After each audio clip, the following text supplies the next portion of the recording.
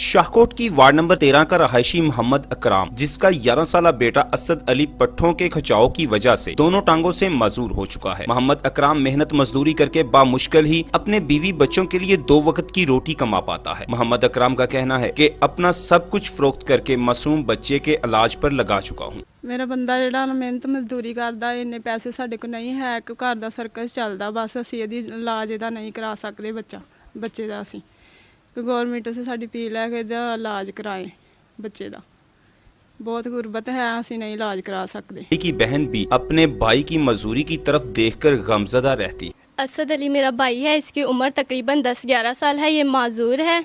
पाकिस्तान के अंदर इसका इलाज मुमकिन है, हमारे पास पैसे ना होने की वजह से हमसे इसका इलाज नहीं करवाया जा सकता। बैतुल माल के चेयरमैन से मेरी रिक्वेस्ट है कि मेरे भाई का इलाज करवा दें और ये अपनी ज़िंदगी अपने दिल से अपने तरीके से गुजार सके। की वजह से मोहम्मद अकराम 11 साला असद के इलाज के लिए हुकूमती और किसी मसीहे की मदद का तलबगार है। 11 साला असद भी चलने की ख्वाहिश रखता है, लेकिन गुर्बत इसके इलाज में रुकावट बन चुकी है।